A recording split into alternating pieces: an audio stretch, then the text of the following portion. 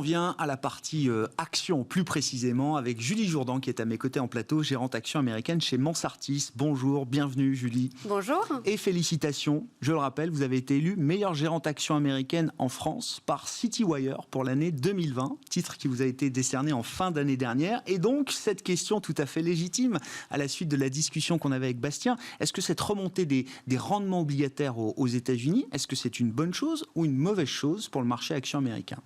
Alors, à ce stade, on est à peu près à 1,37, 1,40, on va dire, sur les taux. On est dans une phase de normalisation.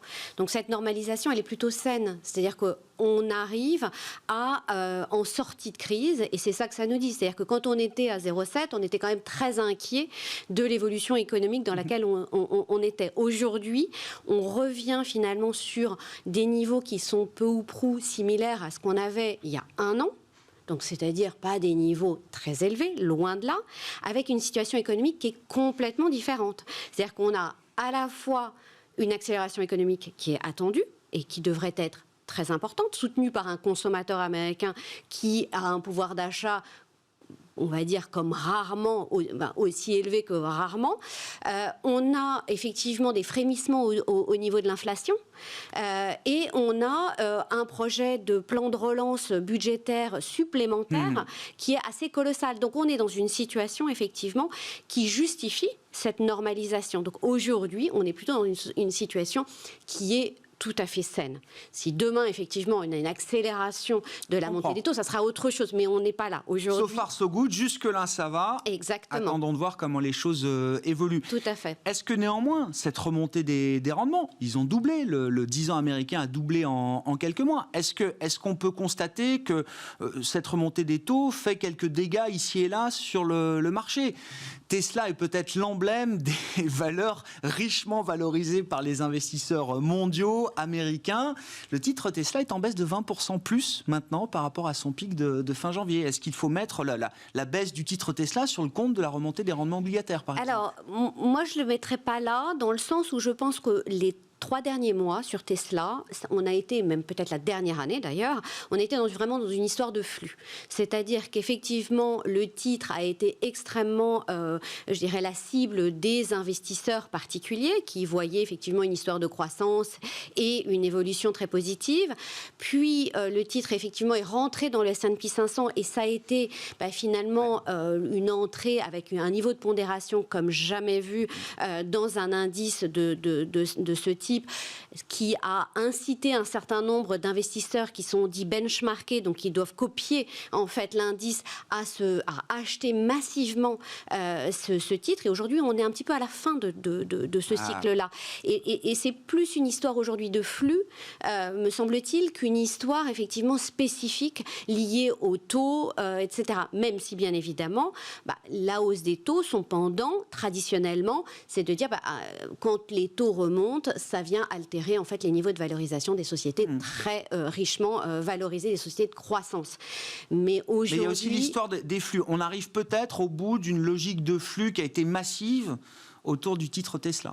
De mon point de vue, effectivement, on arrive un petit peu au bout de cette logique et donc c'est plutôt une normalisation, là aussi, du comportement des investisseurs autour du titre. Maintenant, il faut qu'ils continuent à délivrer comme ils l'ont fait, en fait, ces 4 derniers trimestres, où on a bien vu que la production était là où Elon Musk le disait, que les projets s'accéléraient, que ce soit en Chine, en Europe ou sur des nouveaux produits.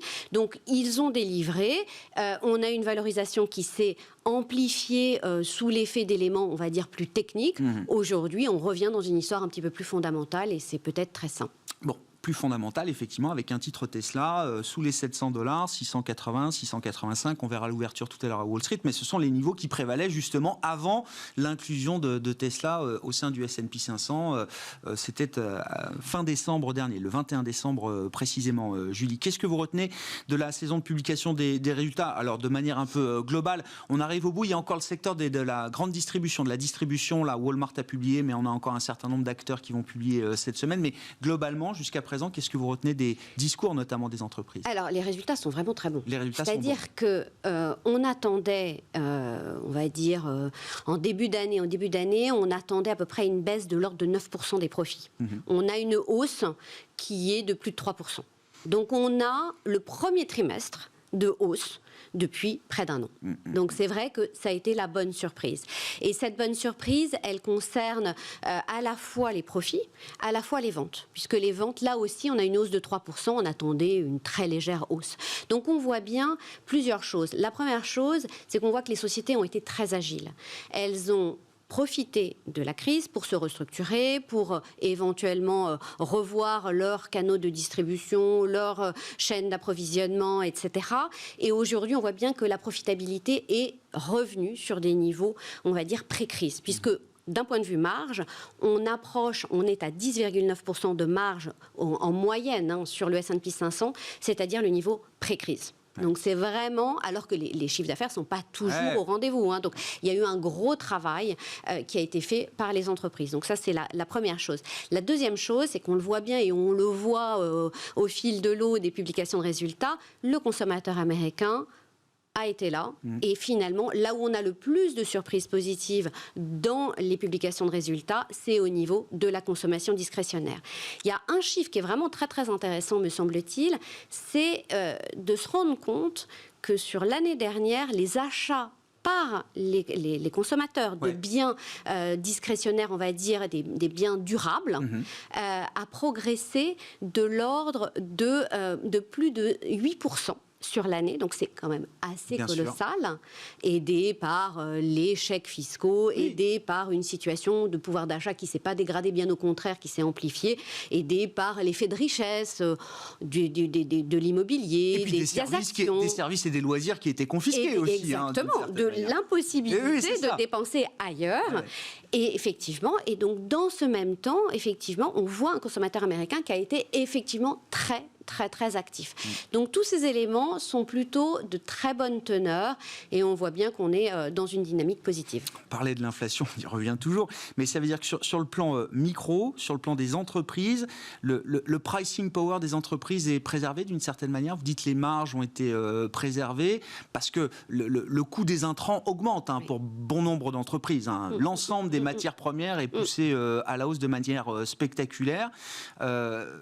Est-ce qu'on arrive à un moment où va se poser la question de savoir comment est-ce qu'on va répercuter ces hausses de coûts au client final ? Alors c'est une vraie question parce qu'effectivement, on a une crise qui est complètement atypique. C'est-à-dire que début de crise, il faut se souvenir, donc l'économie s'arrête, les entreprises arrêtent leur production, réduisent au minimum, comme faisant finalement ce qu'on fait en période de crise. Sauf que de l'autre côté, le consommateur, lui, s'est pas arrêté, en fait. Et donc, avait une demande qui a été extrêmement forte. Et quand les entreprises s'en sont rendues compte, il s'était passé finalement quelques semaines, quelques mois, il a fallu rouvrir tout ça et remettre en marche les chaînes d'approvisionnement. Et quand la réalité, finalement, du différentiel offre-demande s'est constituée, effectivement, on a des goulets d'étranglement.